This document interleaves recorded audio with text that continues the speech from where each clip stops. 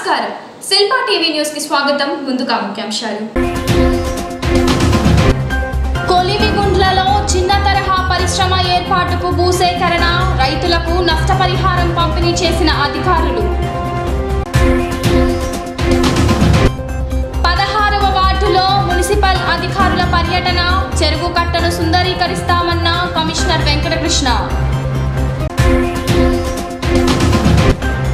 Municipal contract outsourcing కార్మికుల నిరసన ESI EPF బకాయిలు చెల్లించాలని డిమాండ్ చేసిన కార్మిక నేతలు జూలై 1 నుంచి 3 గుట్టల విధానం అమలు యూజర్ ఛార్జీలు తప్పనిసరిగా చెల్లించాలన్న మున్సిపల్ కమిషనర్ వెంకటకృష్ణ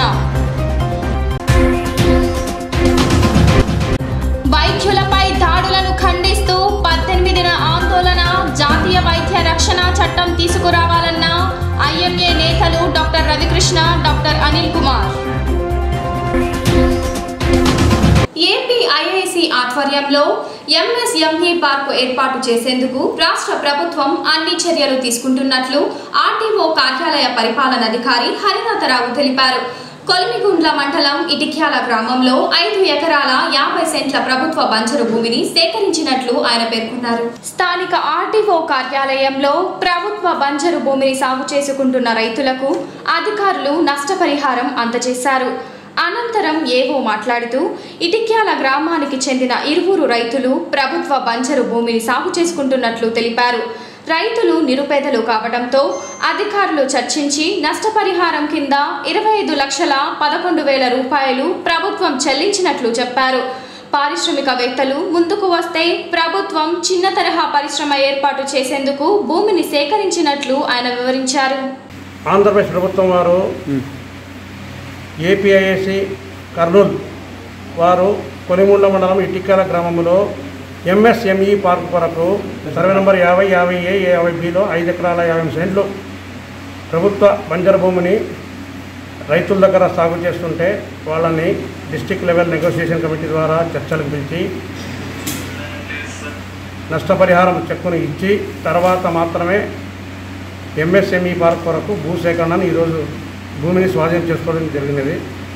ఇందులో 2 రైతులు చాలా బీదవారు కాబట్టి వారికి వెంటనే నష్టపరిహారం మంజూరు చేయడానికి 25,11,000 ఇద్దరు కలిపి చెక్కులు ఇవ్వడం అయినది. ఒకరికి 13 లక్షలు, ఇంకొకరికి 11,52,000. పారిశ్రామిక పార్కుల్ని ప్రభుత్వం వారే ఏర్పాటు చేస్తారు.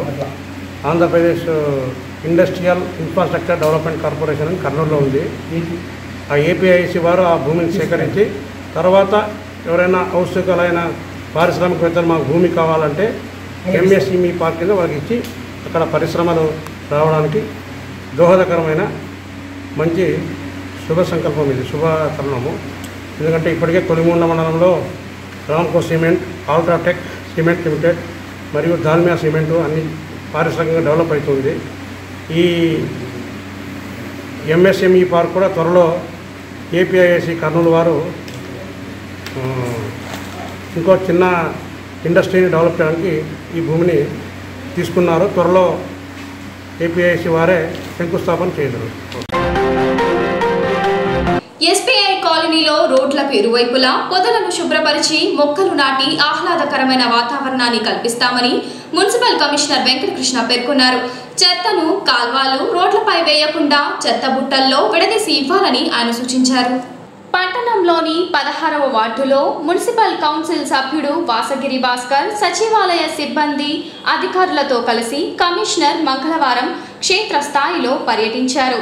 కాలనీలోని ప్రతి వీధిలో పర్యటించడంతో పాటు వివిధ షాపుల యజమానులకు పరిసరాల పరిశుభ్రతపై అవగాహన కల్పించారు. అనంతరం మీడియాతో మాట్లాడుతూ పట్టణంలోని ప్రతి షాపు ఎదుట గ్రీన్, బ్లూ రంగుల చెత్త బుట్టలను ఏర్పాటు చేసుకోవాలన్నారు. జూలై 1 నుంచి 5వ తేదీలోపు పట్టణంలోని ప్రతి ఇంటికి 3 రకాల చెత్త బుట్టలను ఉచితంగా అందజేస్తామని ఆయన వివరించారు. ఈరోజు మన వార్డుకు కమిషనర్ గారు వెంకటేశ్వర గారు విజిట్ చేయడం జరిగింది. సో కాలనీ సచివాలయాన్ని చూసి ఈ చెరువు కట్ట కూడా ఆధునికం చేస్తామని చెప్పి హామీ ఇచ్చినాడు. నెక్స్ట్ కౌన్సిల్ కూడా పెడతామని చెప్పినాడు. సో అందరి చెత్త గురించి కూడా అవగాహన కార్యక్రమం కొన్ని హౌసెస్ విజిట్ చేసి చెప్పడం జరిగింది. ఈరోజు ఎస్బీఐ కాలనీకి సంబంధించినటువంటి కాలనీ మొత్తాన్ని కూడా చూసుకుంటూ మనం చెరువు కట్ట మీదకి వచ్చాం. మనం ఆ రోడ్డుకి ఇరుపక్కల ఉన్నటువంటి సైడ్ బంప్స్ మొత్తాన్ని క్లీన్ చేసుకొని టోటల్గా రిమూవ్ చేసుకొని నీట్గా ఉండే విధంగాను మొక్కలు నాటడానికి ఉండే విధంగా అదేవిధంగా చెరువు కట్ట మీద కూడా ఆ బుషెస్ మొత్తాన్ని కూడా రేపటి నుంచి క్లీన్ చేస్తారు. క్లీన్ చేసి నెక్స్ట్ టైం వచ్చేకల్లా దీన్ని కూడా సుందరీకరణ చేయాలనే అభిప్రాయం ఒకటి ఉంది. డెఫినెట్గా అది కౌన్సిల్లో చర్చించి ఆ అభిప్రాయం ప్రకారంగా దీన్ని సుందరీకరణ చేస్తాము. ఇప్పుడు ముఖ్యంగా ఆ వచ్చే రోడ్డు మొత్తం కూడా ఉన్నటువంటి బుషెస్ మొత్తం క్లీన్ చేస్తే కనుక దాదాపు అది 60 ఫీట్ రోడ్డు, 60 ఫీట్ రోడ్డు కూడా క్లీన్గా ఉండాలి. ఏదైనా ఎంక్రోచ్మెంట్స్ ఉంటే కూడా రిమూవ్ చేస్తాము. అది ప్లాంటేషన్ సంబంధించి కూడా వాయిస్ స్ట్రక్చర్ వచ్చారు. దాదాపు 1000 మొక్కలు నాటుతానని చెప్పారు. కాబట్టి ఈ రోడ్డు మొత్తము బండి చుట్టూ కూడా 1000 మొక్కల వరకు వాళ్ళు నాటుతారు. మేము సపోర్ట్ చేస్తాము. అన్ని సపోర్ట్ చేసి ఆ మొక్కలు నాటించి ఈ ఒక ఆహ్లాదకరంగా ఉండే వాతావరణం ఏర్పాటు చేస్తాము. అదేవిధంగా మనం ఇప్పుడు క్లాప్ ప్రోగ్రాము క్లీన్ ఆంధ్రప్రదేశ్ కార్యక్రమం భాగంగా చెత్తని ఎవరు కూడా రోడ్డు మీద వేయకుండా ఉండే విధంగా ప్రజలకు కూడా ప్రత్యేకించి ప్రతి ఇంటికి వెళ్ళి కూడా ఈ రోజున మాట్లాడడం జరిగింది. షాపుల వాళ్ళతో మాట్లాడడం జరిగింది. ప్రతి షాపు వాళ్ళు కూడా తప్పనిసరిగా ఈ నెల 25వ తేదీలోపు 2 బుట్టలు పెట్టుకోవాలి. ప్రతి షాపు ముందు కనపడాలి. ఒకటి గ్రీన్ డబ్బా, రెండోది బ్లూ డబ్బా. ఈ 2 డబ్బాలు లేకపోతే కనుక వాళ్ళకు ఉండేటువంటి లైసెన్స్, ట్రేడ్ లైసెన్స్ క్యాన్సిల్ చేస్తాము, షాప్ మూసేస్తాం.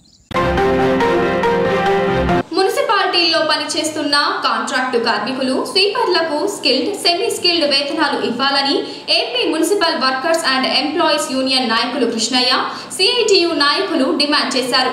గతేడాది జూలై నుంచి ఈ ఏడాది మే నెల వరకు ఈపీఎఫ్, ఈఎస్ఐ బకాయిలను చెల్లించాలని వారు కోరారు. AP municipal workers and employees union రాష్ట్ర వ్యాప్త పిలుపు మేరకు మున్సిపాలిటీల్లో పనిచేస్తున్న పారిశుద్ధ్య కార్మికులను పర్మనెంట్ చేయాలని కోరుతూ స్థానిక ఆర్డీఓ కార్యాలయం ఎదుట మంగళవారం నిరసన వ్యక్తం చేశారు. అనంతరం సమస్యలతో కూడిన వినతి పత్రాన్ని సిఐటియు ఆధ్వర్యంలో కార్మికులు ఆర్డీఓ కార్యాలయ అధికారికి అందజేశారు. ఈ సందర్భంగా వారు మాట్లాడుతూ పార్ట్ టైం స్వీపర్లను ఫుల్ టైం స్వీపర్లుగా గుర్తించాలన్నారు. కార్మికులకు ఇళ్ల స్థలాలు ఇవ్వడంతో పాటు ప్రభుత్వం పక్కా ఇల్లు నిర్మించి ఇవ్వాలని కోరారు. ఏవో హరినాథరావు మాట్లాడుతూ కార్మికుల న్యాయబద్ధమైన కోరికలను పై అధికారుల దృష్టికి తీసుకువెళతామని చెప్పారు.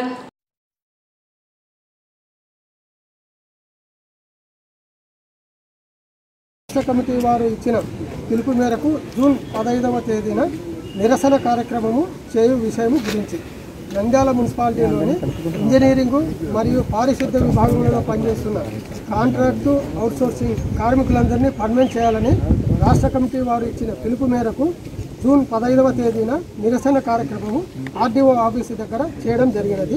మున్సిపల్ కాంట్రాక్టు అవుట్సోర్సింగ్ కార్మికులందరినీ పర్మనెంట్ చేయాలి. మున్సిపల్ కార్మికులందరికీ ఏపీసీ ఆప్కాస్ నుండి మినహాయింపు ఇవ్వాలి. మున్సిపల్ కాంట్రాక్టు అవుట్సోర్సింగ్ కార్మికులందరికీ సంబంధించి జూలై 2020 నుండి మే 2021 వరకు ఈపీఎఫ్, ఈఎస్ఐ బకాయిలను వెంటనే చెల్లించి పాత నెంబర్కు కొత్త నెంబర్ను జతపరిచి ఒకటే చేయాలి. జీవో నెంబర్ 151/8/2016 ప్రకారము మున్సిపల్ ఇంజనీరింగ్ విభాగంలోని అర్హత కలిగిన కాంట్రాక్ట్ కార్మికులందరికీ స్కిల్డ్ మరియు సెమీ స్కిల్డ్ వేతనాలు చెల్లించాలి. 5 మున్సిపల్ ఇంజనీరింగ్ విభాగంలోని కాంట్రాక్టు అవుట్సోర్సింగ్ కార్మికులందరికీ 6000 హెల్త్ అలవెన్సులు చెల్లించాలి. మున్సిపల్ స్కూల్స్ నందు పనిచేయు పార్ట్ టైం స్వీపర్లను ఫుల్ టైం స్వీపర్లుగా గుర్తించి వేతనము పెంచాలి. 7 మున్సిపల్ కాంట్రాక్టు అవుట్సోర్సింగ్ కార్మికులందరికీ పనిముట్లు మరియు రక్షణ పరికరాలను ఇప్పించాలి. 8 మున్సిపల్ కాంట్రాక్టు అవుట్సోర్సింగ్ కార్మికులందరికీ ఇళ్ల స్థలాలు మరియు ఇల్లు కట్టించి ఇవ్వాలి. పైన తెలుపబడిన సమస్యల పరిష్కారం కొరకు శ్రీయుత జిల్లా కలెక్టర్ కర్నూలు వారి దృష్టికి తీసుకుని పోయి మాకు న్యాయం చేయవలసిందిగా తమను మిక్కిలి ప్రార్థించుతున్నాము. ధన్యవాదాలు.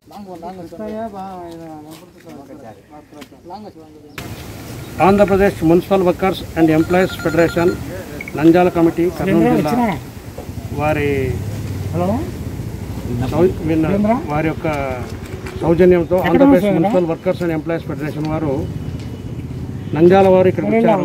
వారి యొక్క న్యాయమైన కోరికలని 8 పాయింట్స్ చెప్పారు. ఈ 8 పాయింట్స్ని న్యాయ సంబంధంగా ఉన్నది కాబట్టి జిల్లా కలెక్టర్ కర్నూలు వారికి గవర్నమెంట్కు రికమెండ్ చేయవలసిందిగా ఈ వినతి పత్రాన్ని పంపిస్తాము.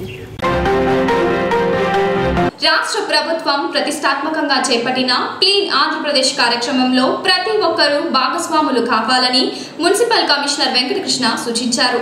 పట్టణంలో ప్రజలకు మెరుగైన వసతులు కల్పించి మంచి ఆరోగ్యకరమైన వాతావరణాన్ని కల్పించడమే ప్రభుత్వ సంకల్పమని ఆయన తెలిపారు.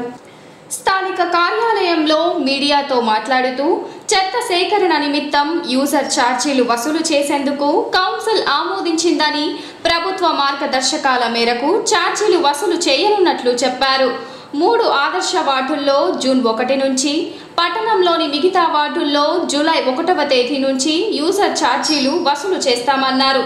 ప్రతి ఇంటికి రోజుకు 2 రూపాయలు, నిరుపేదలకు రోజుకు 1 రూపాయి, వ్యాపార సంస్థల స్థాయిని బట్టి నెలకు 300 నుంచి 3000 రూపాయల వరకు వసూలు చేయనున్నట్లు ఆయన వివరించారు. ముఖ్యంగా పట్టణాల్లో ఉన్నటువంటి వసతుల్ని మెరుగుపరచాలి, ప్రజలకి మరింత మెరుగైన వసతులు కల్పించాలి, అదేవిధంగా పరిశుభ్రతకి పెద్దపీట వేయాలి అనే ఉద్దేశంతో రాష్ట్ర ప్రభుత్వం జూలై 8 నుంచి 12 మధ్య రాష్ట్ర ముఖ్యమంత్రి గారు ప్రతిష్టాత్మకంగా క్లీన్ ఆంధ్రప్రదేశ్ అనే కార్యక్రమాన్ని ప్రారంభిస్తున్నారు.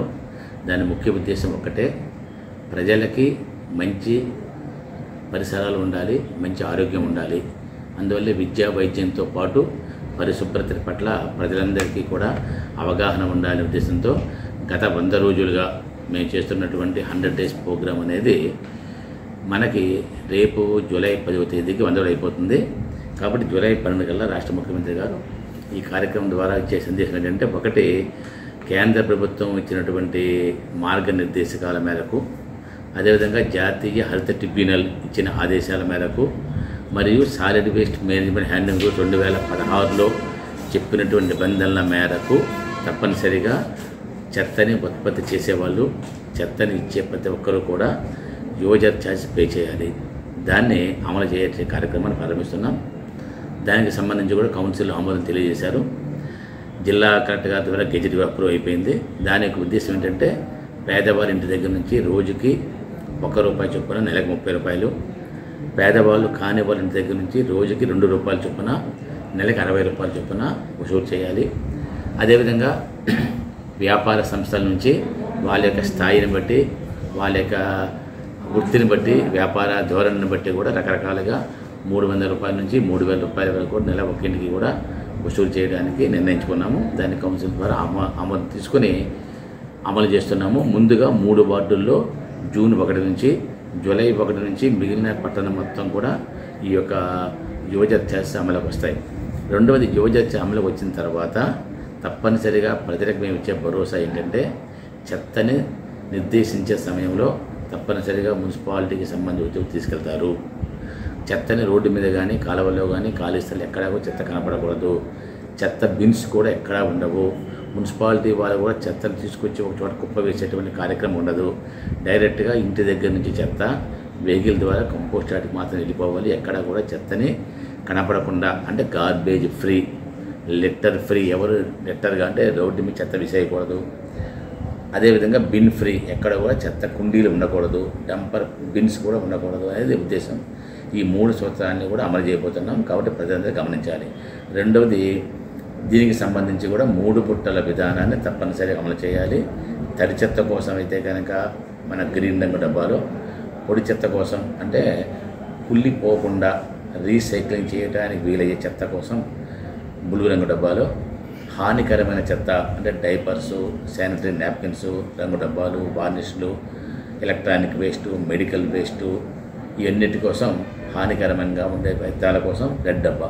ఈ 3 డబ్బాలని కూడా పట్టణంలో ఉండేటువంటి 60,000 కుటుంబాలకి కూడా, ఒక్కొక్క కుటుంబానికి కూడా ఈ 3 బుట్టల్ని ఉచితంగా ఇస్తున్నాం. దీనికోసం కౌన్సిల్ ద్వారా 1,40,00,000 రూపాయలు ఖర్చు పెట్టడానికి కౌన్సిల్ ఆమోదించడానికి కల్పించాము. రేపు 29వ తేదీ కల్లా ఆ టెండర్ ఓపెన్ చేసి 1 నుంచి 5 మధ్య, లేదంటే 5 to 10 మధ్య 100% కూడా ప్రతి ఇంటికి 3 బట్టలు తినేస్తాం. అదే కమర్షియల్ ఎస్టాబ్లిష్మెంట్ మాత్రం తడి చెత్తని పొడి చెత్త 2 డబ్బాలు, అంటే బ్లూ రంగు డబ్బా అండ్ గ్రీన్ రంగు డబ్బా, ఈ 2 డబ్బాలని కూడా వాళ్ళ యొక్క చెత్త యొక్క ఉత్పత్తి స్థాయిని బట్టి 2 చిన్న డబ్బాలు, అంటే 10 లీటర్లు 10 డబ్బాలు కానీ లేదా పెద్ద డబ్బాలు 60 లీటర్ డబ్బా 2 డబ్బాలు పెద్ద డబ్బాలు పెట్టుకోవాలి. ఇది మ్యాండేటరీ. ఈ నెల 20వ తేదీ కల్లా అందరూ కూడా పట్టణంలో ఉండే ప్రతి వ్యాపార సంస్థ కూడా స్వచ్ఛందంగా వాళ్ళే కొనుగోలు చేసుకొని, ఇంతకుముందు వాళ్ళ దగ్గర ఉన్న బుట్టలు గుర్తించం 100% బ్లూ గ్రీన్ ఇవి 2 మాత్రమే పెట్టాలి. అవి వాళ్ళు కొనుక్కొని పెట్టుకోవాలి. లేని పక్షంలో మున్సిపాలిటీ నుంచి కావాలని ఎవరైనా కోరితే కనుక మేము డైరెక్ట్గా మనం చేతన కంపెనీ కొనుగోలు చేసాము. ఒక్కొక్క చిన్న బుట్టలు 2 బుట్టలు అయితే కనుక ఒక్కొక్క చిన్న బుట్ట 80 రూపాయలు చొప్పున 2 బుట్ట 160 రూపాయలు అవుతుంది. అది 100 రూపాయలకి మేము సబ్సిడీగా కౌన్సిల్ ద్వారా మేము ఇవ్వబోతున్నాం.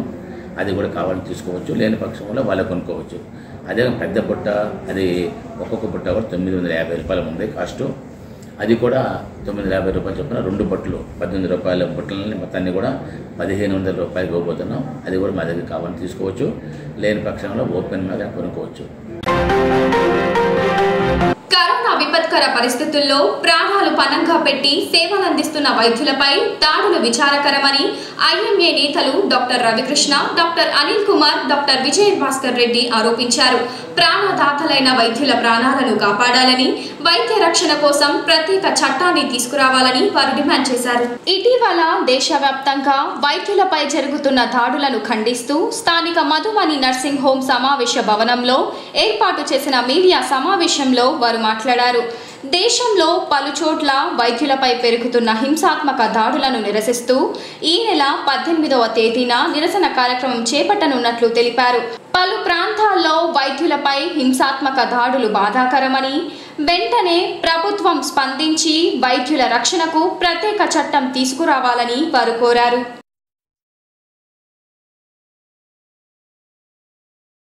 దేశవ్యాప్తంగా ఇటీవలి కాలంలో వైద్యులపై విస్తృతంగా తీవ్రమైనటువంటి దాడులు జరిగిన నేపథ్యంలో ఇండియన్ మెడికల్ అసోసియేషన్, భారతీయ వైద్య సంఘం జాతీయ స్థాయిలో ఈ దాడుల్ని ఖండిస్తూ, అదేవిధంగా వైద్యుల రక్షణ కోసం కేంద్ర స్థాయిలో ప్రత్యేకంగా ఇండియన్ పీనల్ కోడ్, భారతీయ శిక్షా స్మృతిలో వైద్యుల రక్షణ చట్టాన్ని తీసుకురావాలని డిమాండ్ చేస్తూ ఈ నెల 18వ తేదీన దేశవ్యాప్తంగా ఐఎంఏ బ్రాంచ్లన్నీ కూడా ఈ నిరసన ప్రదర్శనల్ని దేశవ్యాప్తంగా నిర్వహిస్తున్నారు. ముఖ్యంగా ప్రజలకు ఈ సందర్భంగా మీడియా ద్వారా విజ్ఞప్తి చేయదలుచుకున్నాము. వైద్యులు ప్రాణాలు కాపాడడానికి ఎప్పుడు ప్రయత్నం చేస్తారు తప్ప హాని కలిగించడానికి ఎప్పుడు ప్రయత్నించరు అనేది ముఖ్యంగా వైద్యులు ప్రజలు తెలుసుకోవాలి. రోడ్డు ప్రమాదంలో నిర్లక్ష్యంగా డ్రైవింగ్ చేయడంతోనో, రోడ్డు సరిగా లేకపోవడంతోనో, తాగి డ్రైవ్ చేయడం వల్లనో, మరో వాహనంలో లోపం వలన రోడ్డు ప్రమాదం జరిగి తీవ్ర గాయాల పాలై ఆసుపత్రికి వస్తే చికిత్స పొందుతూ మరణిస్తే రోడ్డు ప్రమాదమో లేకపోతే రోడ్డు సరిగా లేకపోవడమో, తాగి నడపడమో, నిర్లక్ష్యంగా నడపడమో, వాహన లోపమో కారణం కన్నా వైద్యులు సరిగా చికిత్స అందించకపోవడమే కారణం అన్నట్టు వైద్యుల మీద దాడి చేయడం సరైన విధానం కాదు.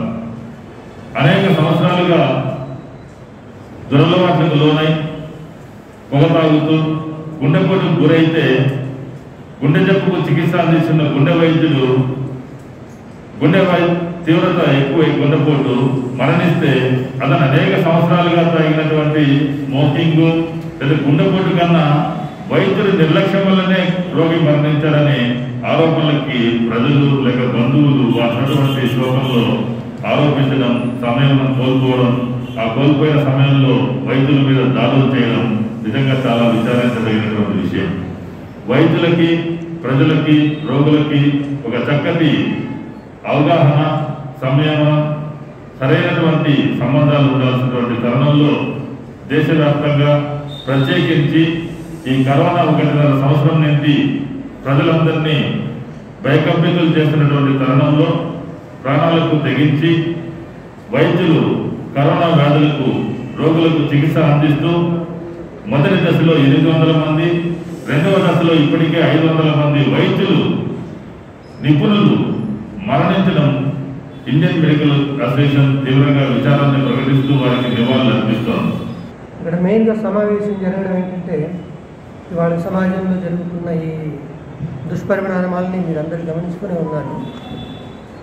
ఇప్పుడు డాక్టర్ యొక్క అవసరం సమాజంలో చాలా ఉంటుంది. ఆటవిక ప్రపంచానికి, అడవి ప్రపంచానికి, మానవుడికి ఉన్న తేడా మేధస్సు. వాటికి జంతువులకు లేనిది మనం మనుషులకు ఉండేది మేధస్సు. ఈ మేధస్సు ఉన్న జనాలకు కూడా ఒకప్పుడు మన ఆయుర్దాయం కేవలం 40-50 సంవత్సరాలు మాత్రమే ఉండేది. కేవలం మనకు వైద్య విజ్ఞానం పెరగడం వల్ల ఇవాళ రోజున మనం 60-70 సంవత్సరాల వరకు బతుకుతున్న యావరేజ్ 60-70 సంవత్సరాల పైగా బ్రతుకుతున్నాం. సో మనకి డాక్టర్ల అవసరం సమాజంలో ఎంతైనా ఉంది.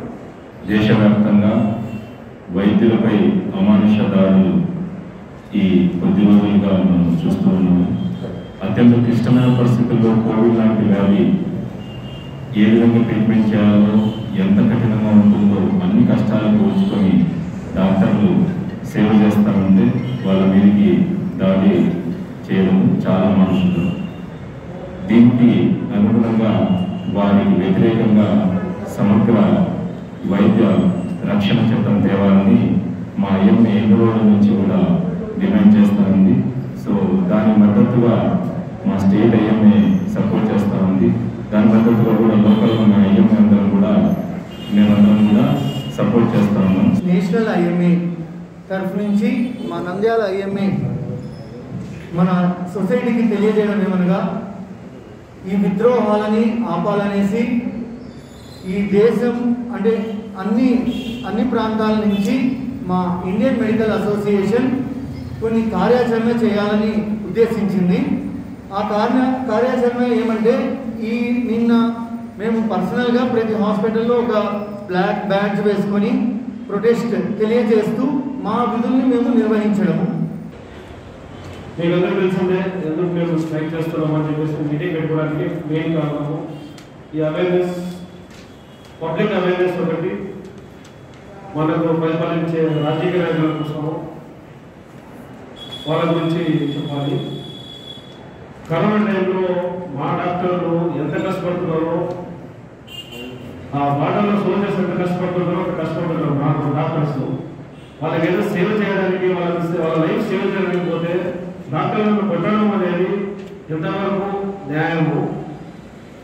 First of all mind set, public mind set మార్చాలనేది ఒకటి అండ్ చెప్తాను రాజకీయ నాయకులు. వార్తలు ముగించే ముందు ముఖ్యాంశాలు మరోసారి. కొలిమిగుండ్లలో చిన్న తరహా పరిశ్రమ ఏర్పాటుకు భూసేకరణ, రైతులకు నష్టపరిహారం పంపిణీ చేసిన అధికారులు. 16వ వార్డులో మున్సిపల్ అధికారుల పర్యటన, చెరువు కట్టను సుందరీకరిస్తామన్న commissioner Venkatakrishna. Municipal contract outsourcing కార్మికుల నిరసన, ఈఎస్ఐ, ఈపీఎఫ్ బకాయిలు చెల్లించాలని డిమాండ్ చేసిన కార్మిక నేతలు. జూలై 1 నుంచి 3 గుట్టల విధానం అమలు, యూజర్ ఛార్జీలు తప్పనిసరిగా చెల్లించాలన్న మున్సిపల్ కమిషనర్ వెంకటకృష్ణ. వైద్యులపై దాడులను ఖండిస్తూ 18న ఆందోళన, జాతీయ వైద్య రక్షణ చట్టం తీసుకురావాలన్న ఐఎంఏ నేతలు డాక్టర్ రవికృష్ణ, డాక్టర్ అనిల్ కుమార్. ఈ వార్తలు ఇంతటితో సమాప్తం. నమస్కారం.